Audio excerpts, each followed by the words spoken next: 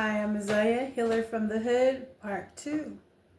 Being a healer from the Oakland Hood was not an easy task. And that's why this journey is quite a story.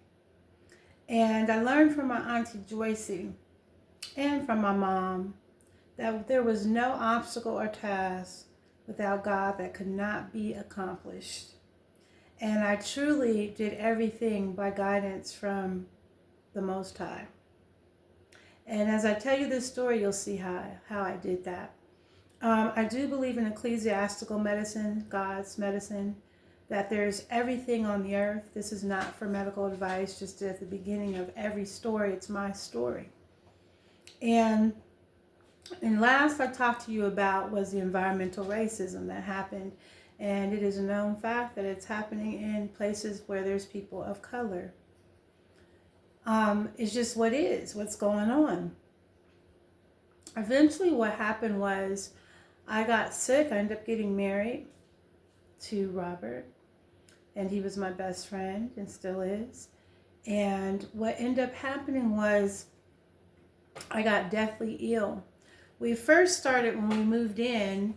I got deathly ill, and I was ready to do, I was what they call pioneering. I was ready to go on and see the world and everything. And then I got a flu-like symptom, and it got so bad to the point that I went down to 90 pounds. From the top of my head to the bottom of my feet was in so much pain. I could feel everybody's energy. So if anybody's energy was negative, I couldn't stand it because it made my body sicker. I could feel everything. There were some people who thought I was faking, and some people said, "Oh, you look so good, so thin." It was crazy comments that were coming at me, but I'll never forget this. I felt like I was dying, and I was only 23. And a blind man named Ed Berry told me, he says, "You know what? You're not going to die." My grandfather sent over different herbs through my aunt Laurie.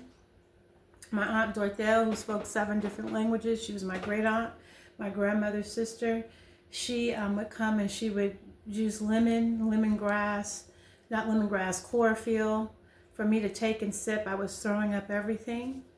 And I remember through my vagina, there was blood coming out all the time. And I went to the different doctors, Kaiser at the time, in Oakland, California, and to me they were the worst hospital at that time. And he said, "We don't know what in the H to do with you, you're just dying." My mother took me up there. She went to go find parking, and that's when he told me that. My mom saw my face because I was in so much pain. I was just ready to give up. And I'm not a person who gives up. And she slaps me and she says, "You're not going anywhere." So it went such as this. Ed Berry told me, the blind man who could see everything, he actually told me, he says, "Look, you're going to listen to tapes on African medicine, herbal medicine, Chinese medicine, and I'm going to send somebody over there to give you a massage." Well, he sent this woman to give me the massage. It was my first massage, and it felt like someone had poured water into a dry body that was in major pain, and it felt like I was being restored. I'll never forget that first massage. He sent this lady at the house, and it was $150, and he paid for it. And I'll never forget that. And I remember going to a therapist because I tried everything, and I remember she was about 80-something years old and fell asleep on me. I went from place to place to place. The other doctors had given up on me, and they thought it was CFS, immune disorder, and then later on found out that it was, ovarian cancer, that I also had a lot of different things going on.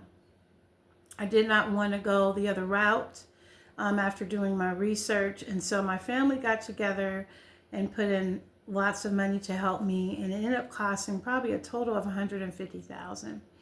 I did oxygen therapy, I did acupuncture, I did living foods, I did everything. And it took me about 4 years. And I remember going on even the medicine for other things, for the brain, feeling like a zombie. And I remember the first guy that I went to, that when the change started to happen from the massage, was Michael Gach.